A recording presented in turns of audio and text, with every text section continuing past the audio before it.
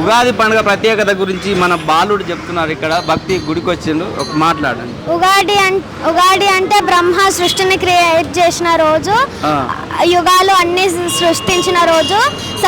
సత్యయుగం ఈ రోజు నుంచి ప్రారంభమయ్యి అన్ని మంచి కావాలని గుడికి వచ్చి మొక్కుతారు. పచ్చడి చేసుకున్నావా? పచ్చడి తాగినవా? తాగిన దేవుని ఏం కోరుకున్నావు ఈ సంవత్సరం? మంచిగా చదువు రావాలని కోరుకున్నారా? Thank you. ఇంకా ఈ ఉగాది రోజు అన్ని చేడు కారం అవన్నీ పచ్చడిలో ఉండి మన జీవితంలో కూడా ఉండాలని పచ్చడి చేసుకుంటాం. మన జీవితంలో అన్ని రుచులు ఉండాలని కోరుకున్నారు. ఏం పేరు నాన్న నీ పేరు? షణ్ముఖ చంద్ర. షణ్ముఖ, ఏం చదువుతున్నావు? 7th class. దేవుడు నేను చల్లగా చూడాలి, ఆయన మంచిగా చదువు రావాలి. ఏంటి నా పేరు మౌనిక. గౌరారం.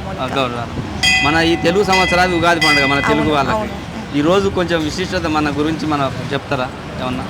జీవితంలో కష్టాలు వస్తుంటాయి, సుఖాలు వస్తుంటాయి.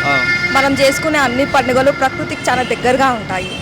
ఇప్పుడు మనం ఇది ఉగాది పండుగ రాకన్నా ముందు చెట్లన్నీ ఎండిపోయాయి.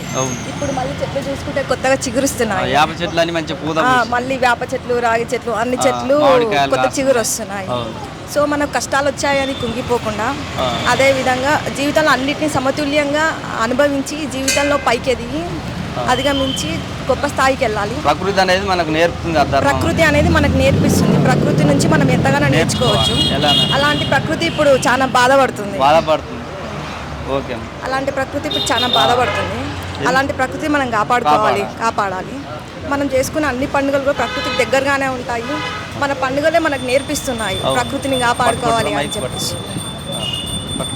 మనం ఈ పండుగలు ప్రకృతిని ఖరాబ్ కావడానికి కారణం ఏంటి? అసలు మానవులు చేస్తున్న తప్పిదమా లేకపోతే భగవంతుడు చేస్తున్నా? డెవలప్మెంట్ తప్పిదము అని చెప్పలేము. ఇప్పుడున్న మనము ఎదగాలి అనే డెవలప్మెంట్ అనే పేరుతోని ప్రకృతిని నాశనం అవుతుంది.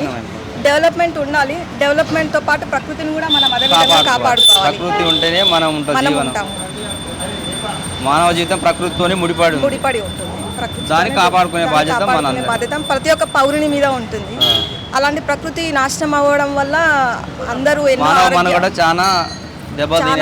ప్రకృతికి దూరం అవ్వడం వల్ల రకరకాల అనారోగ్యాల సమస్యలతో బాధపడుతున్నారు. సో ఇక్కడ నుంచే ఉగాది పండుగ నుంచి ధర్మబద్ధంగా అందరూ సంతోషంగా ఆయుర ఆరోగ్యాలతో సుఖంగా ఉండాలి అని అమ్మవారి దయ కటాక్షాలు అందరిపైన ఉండాలని కోరుకుంటున్నారు. చాలా థ్యాంక్స్ అమ్మ. ఈ పండుగ మనం ఎందుకు జరుపుకుంటాం? అసలు ఈ ఉగాది అంటే ఏంటి? అసలు ఏం చేస్తారు ఉగాది మంచి చెడ్డ పొగరు పులుపు కారం ఉప్పు జీవితంలో కూడా అన్ని మంచిగా జరగాలి. 5 రకాలు చేస్తాం. అట్లనే అన్ని మంచి జరగాలి అందరికి. మనకి తెలుగు వాళ్ళకి ఉగాదే కొత్త సంవత్సరం. జనవరి 1 చేస్తారు. అది మనకు సంబంధం లేదు. అది సంవత్సరాల తేదీలలో ఇది మన పండుగలలో కొత్త ఫస్ట్ పండుగ ఇదే ఉగాది పండుగ. దేవుని ఏం కోరుకున్నారు అక్క ఈ సంవత్సరం? అందరు బాగుండాలి, అందులో మేము బాగుండాలి, పిల్లలు బాగుండాలి. మీ పేరు? ప్రమీల. ఏం చేస్తారు ఇక్కడ? పూలు అమ్ముతున్నా. దేవుని కాడ అమ్ముతారా?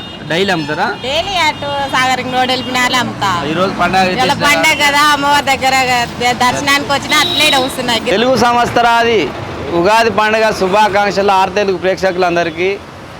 ఈరోజు మన తెలుగు ప్రజలందరికీ ఈ నూతన సంవత్సరం హరివిరి లాంటి జీవితంలో సిరివెన్నెల కురిపించాలని, విశాలమైన మీ హృదయాల్లో ప్రశాంతతను నెలకొల్పాలని ఆశిస్తూ అందులోకి ఆ దైవాన్ని ప్రార్థిస్తూ ఇట్లు మీ ఆర్తెలు కొమరయ్య.